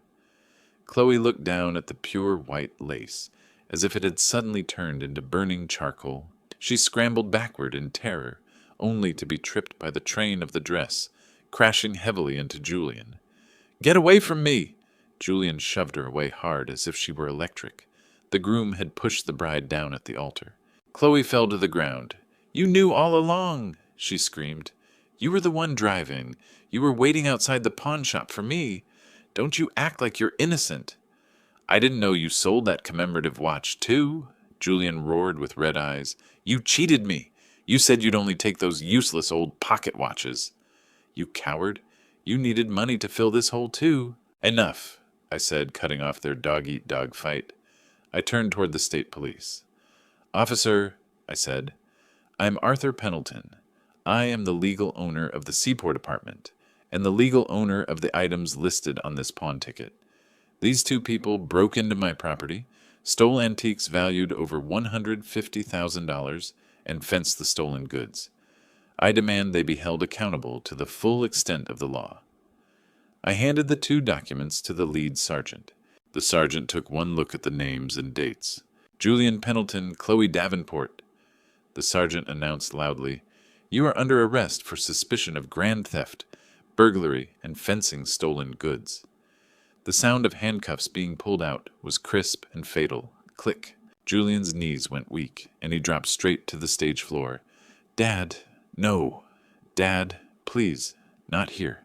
Not in front of everyone." "Stand up, sir." The officer pulled him up from the floor, locking his hands behind his back.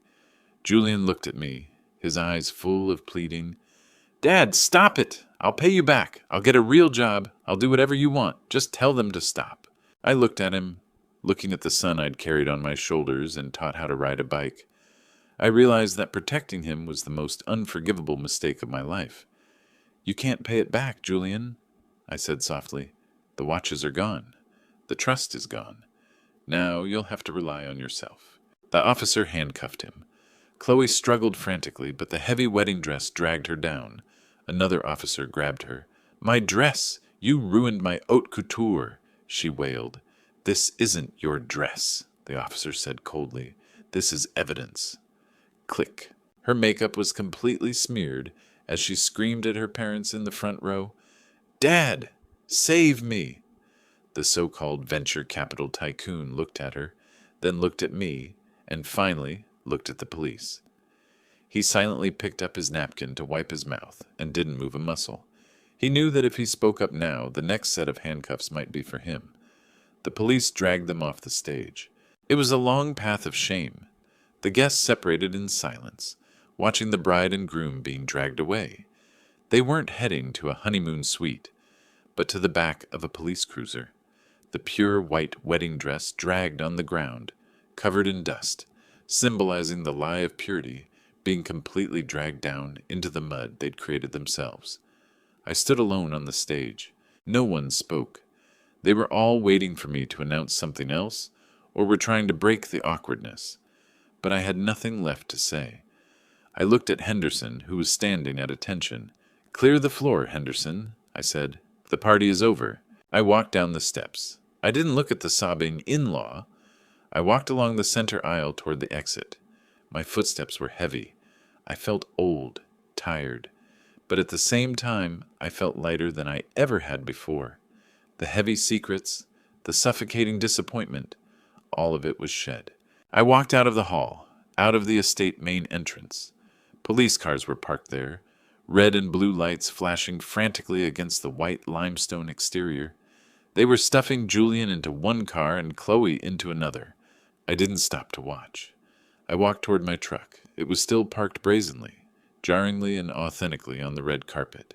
I climbed in, started the engine, and drove away. I didn't check the rearview mirror. I knew what kind of ruins I'd left behind me, but ahead of me the road was still open, and for the first time in a very long time, the road finally belonged to me alone. In the police station interrogation room, the fluorescent lights made a headache-inducing hum. There was no champagne here, no flowers, only gray cinder-block walls, stainless steel tables bolted to the floor, and the smell of low-grade disinfectant attempting to cover up sweat and fear. I sat on an iron chair, back straight, hands folded on the table. When the guard brought Julian in, I almost didn't recognize him. The custom suit that had looked so slick a few hours ago was now wrinkled like a dishcloth. The collar was open, the tie missing. His face was blotchy and red, eyes swollen shut from crying. He was hunched over, trying to shrink himself into the most inconspicuous lump possible. He sat across from me. The guard locked his handcuffs to the iron ring on the table. The sound of metal hitting metal was unusually harsh in the cramped room. Julian looked up, and when he saw me, his face collapsed entirely. He looked like he'd turned back into the 5-year-old child who'd scraped his knee on the sidewalk. "Dad?" He choked.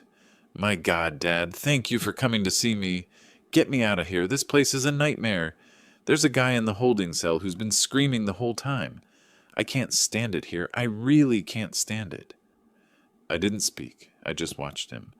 I was looking for the arrogance he'd shown me in the driveway this morning, looking for the cockiness he'd had when he changed the locks on my door. It was all gone. The moment the handcuffs locked, those illusions vanished into smoke. "Dad," Julian leaned forward desperately until the chains tightened. "You have to bail me out. The lawyer said they'll set the bail amount tomorrow morning. You just have to pay it. I promise I'll pay you back. I promise I'll get a real job. I'll do whatever you want. Just let me get out of here." I leaned back in the chair, feeling the chill of the iron chair back. "I'm not here to bail you out, Julian," I said. He froze. His mouth hung open weakly. "What?" "I'm here to say goodbye," I said. "Goodbye?" he stammered. "Dad, what are you talking about? You can't leave me here." "I can," I said, "and I intend to do exactly that. But it's not all my fault." He suddenly started dumping the blame like he was spilling a basket of beans, panic making him speak without thinking. "It's Chloe. You know how she is. She has an obsessive need for image. She forced me. She said the wedding had to be spectacular. She said you didn't understand the value of those antiques. She said they were just junk in your eyes. I tried to stop her, Dad. I swear I told her it was wrong. But she wouldn't listen. She forced me to do it. I listened to him throw the wife he'd sworn to spend his life with an hour ago under the bus, without hesitation. He sacrificed her to save himself, just like he'd sacrificed me for social status, without hesitation. This was pathetic. It was the most cowardly behavior I'd ever seen. "Shut up," I said sternly. He stopped breathing in fear. "Do you hear what you're saying?" I demanded. "You're an adult man, Julian. You're 30. And you're sitting here telling me a woman forced you to steal from your own father? Are you telling me you don't have a backbone, no willpower, and even less dignity?" I love her," he defended weakly. "You don't love her at all," I pointed out with surgical precision. "You love the Silicon Valley elite aura she brought you. You love the way she made you feel like a big shot. You love my money even more because that's the only currency you had to buy her attention. But love isn't theft, Julian, and marriage is certainly not a conspiracy to commit theft." "Dad, please." He buried his face in his hands and wailed. "I'm sorry. I'm really sorry. I know I screwed up. But jail? Dad, I can't go to jail. I can't handle a place like that." I looked at him. He was right. He couldn't handle it. He was too soft, like dough that hadn't finished rising. He'd never fought for anything in his life because I'd won all his battles for him. I'd paved the road so flat that he'd never learned how to walk on gravel. That was my mistake. That was the only crime I'd ever committed. "This is why you have to stay here," I said. He looked up, tears rolling down his chin. "Why do you hate me so much?" "I don't hate you." I said, "I love you. That's the saddest part. I love you. So I have to let you fall hard now. I stood up, the chair scraping harshly on the concrete floor. For 30 years, I protected you. I looked down at him. I blocked all the consequences. I paid off your debts. I covered for your mistakes. Look at what that created. It created a thief. It created a con artist. It created a jerk who would sell his own mother's treasures just to put on a show. Dad, don't. I'm helping you, Julian. I'm giving you something I've never given you before. Reality. There's no safety net anymore. There's no checkbook falling from the sky to save you. Now there's only you and the law. And Chloe? He wailed. What about Chloe? Chloe is in another cell down the hallway.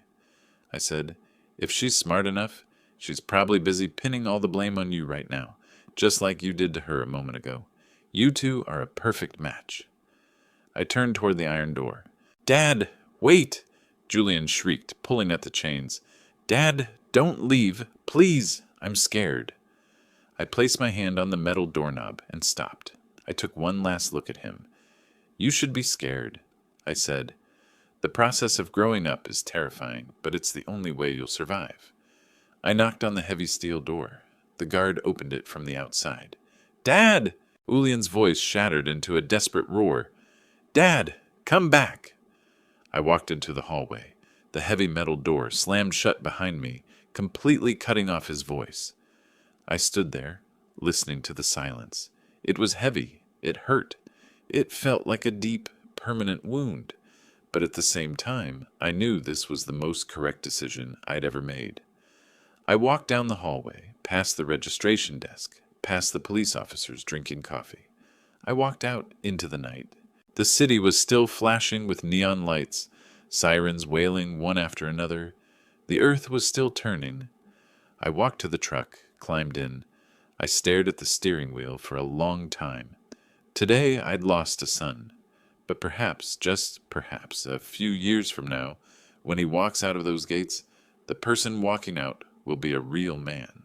If that happens, the money I lost will have been well spent. I started the engine and put it into gear. I drove away from the police station, leaving my boy back there to learn the cruelest lesson of his life. Life school was officially in session. 30 days. It took me 30 days to wash off the stain left by this betrayal. The 30 days were filled with meetings with lawyers, signed documents, and endless silence. At first, the silence was the hardest thing to endure. The phone didn't ring. No texts asking for money. No manic calls about maxed-out credit cards. For the first week, I'd still reflexively check my phone every hour. But by the second week, I stopped checking. By the third week, I realized this silence wasn't empty. It was peace. On the Monday after the wedding, I returned to that pawn shop in Beacon Hill. When the owner, Sam, saw me walk in, his eyes were a mix of reverence and fear. He'd seen the news. That farce in Rhode Island had been all over the gossip rags. I slammed the pawn ticket and a stack of $100 bills onto the counter. I didn't haggle, and I didn't calculate interest. I just wanted my life back. Sam pulled those items from the safe, the Breguet pocket watch, the Patek Philippe, the gilded clock, and the gold watch. I touched the face of the gold watch, feeling the coldness of the metal. They were safe. They were home. But I didn't take them back to the house in Concord. My house was too quiet. I was tired of living in a museum filled with memories. I sent those antique watches directly to a top-tier auction house for a private auction. I didn't need the money. I had enough money. What I needed was an energy shift. 3 days later, I sold the penthouse in the Seaport District for 10% below market value to a young couple. The man was a mechanic. The woman was a nurse. When they walked through the front door, the look in their eyes was as if they were looking at a palace. They didn't nitpick the decor, didn't complain that the fixtures weren't modern enough. They just held each other's hands tightly, imagining where they'd place the crib. I sold the house to them at a low price simply because I liked the rough calluses on the husband's hands. After the check for the house cleared and the proceeds from the auction house came in, I withdrew every cent and established a brand new fund. The Eleanor Pendleton Vocational Scholarship. It was dedicated to those kids who wanted to go to vocational school, for the kids who wanted to learn welding, wanted to learn CNC machining, wanted to build things that would truly last with their own hands. This was the best investment I'd ever made in my life. Right now, I'm sitting in seat 1A in first class on a Boeing 777. The leather seat is very soft, far more comfortable than the seat in my truck. The air is filled with purified oxygen and the scent of expensive perfume. "Mr. Pendleton," a flight attendant bent down, holding a bottle wrapped in a white napkin, and asked, "Would you like a glass of champagne before takeoff?" I took one look at the bottle. Dom Perignon, the same vintage of champagne that was sitting in the seaport penthouse, turning sour and vinegar-like on the counter. I smiled. "Yes," I said, "I'd love one." She poured the golden liquid into a crystal flute. The bubbles danced joyfully in the glass, rushing toward the surface, thirsting for freedom. I took the glass. It felt light in my hand. I looked out the window.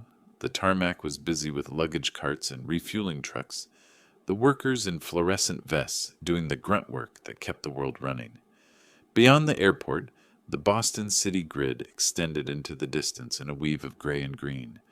In a county detention center below, my son was waiting for his plea hearing. He was learning how to make his own bed. He was learning that every action is accompanied by consequences of mass and speed. I wasn't angry anymore. The fury that had sustained me on the wedding day had burned out, leaving behind a clean, empty blank slate. I had finished my mission. I had raised him. I had provided for him. When he went astray, I corrected him. The rest of the road he'd have to walk by himself. The plane began to slowly push back from the gate. The engine turbines began to rotate. The roar transmitted through the floor. I took a sip of champagne, ice cold, crisp. It tasted like victory, not the victory of defeating someone else, but the victory of finding yourself. I reached into my pocket and pulled out my phone. I took one last look at it. No missed calls, no unread messages. I held down the power button, and the screen went completely black. I threw it into my carry-on bag and zipped it up. For a long time to come, I wouldn't need it. I'm flying to Kyoto, Japan. Eleanor had always wanted to see those precision Japanese antique clock-making crafts. She wanted to see the light reflecting off the Kamo River. We'd never gone before because I was always busy working, busy building a logistics empire for a son who didn't care about any of it at all. Well, I'm going now. I'm going to eat authentic kaiseki, drink sake, and look at the Zen gardens. If I want, I can sleep until noon. I'm going to spend my money on memories I can truly keep. The plane taxied onto the runway. The captain announced our estimated arrival time in Tokyo over the intercom. I rested my head on the headrest, closed my eyes. For the past 62 years, I was Arthur the trucker, Arthur the husband, Arthur the father, Arthur the ATM. From today on, I'm just Arthur. The engine erupted with maximum thrust. The powerful pushback force pinned me firmly into the seat. We went faster and faster until the rattling on the runway vanished, and the ground plummeted away beneath us with a roar. I opened my eyes and looked out the window. The city was gone, hidden beneath a thick layer of white clouds. The sun shone down on the cloud layer, dazzling and brilliant. I raised my glass toward the empty seat next to me. "Here's to you, Eleanor," I whispered, "and here's to me." I took a big gulp. The champagne bubbled in my throat. I am flying. For the first time in my life, I am not carrying the weight of anyone else. I am just flying. We spend our entire lives trying to give our children things we never had ourselves. But in the process, we often forget to give them what they truly need, and that is character. I thought loving my son meant shielding him from the wind and rain, but I only ended up raising a worthless person who couldn't withstand the slightest storm. True wealth is not the balance in your bank account, nor is it the brand label on your suit. It is the person you respect from the bottom of your heart when you look into the mirror. Never allow anyone, even your own flesh and blood, to treat you like a resource rather than a living, breathing person. Dignity is the only currency that truly has value. Sometimes, to keep it, you must be prepared to lose everything else. If you believe that letting them face the consequences themselves was the right decision, please hit that like button and subscribe for more stories of cold-blooded justice. Let me know in the comments. If it were you, would you spend the money to bail your son out, or like me, turn and walk away with resolve?